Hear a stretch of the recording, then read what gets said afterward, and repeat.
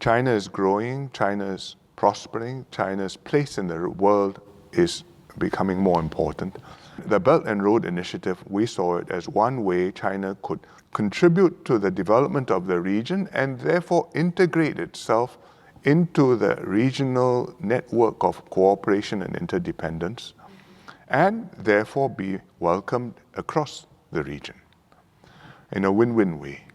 The region needs infrastructure, the infrastructure needs financing. China is capable of doing that, of building infrastructure. It can also help to provide the financing.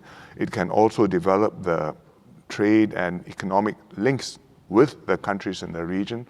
And with the Belt and Road Initiative, there's a framework within it which this can be done. Mm-hmm. Well, first, we are a financial center, so it could be one place where projects have financing and where projects can be evaluated, and that's an important piece of the infrastructure, the soft infrastructure for the scheme. And in fact, Singapore is one of the biggest trading centers for renminbi internationally. So that's one aspect of it. Then there's also the legal aspect of it, because we are a center for arbitration, mediation. Many international law firms operate in Singapore.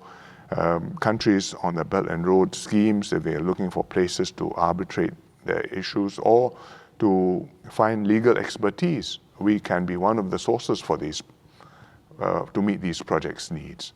Well, there's no doubt that China's rise has been an enormous benefit to Southeast Asia.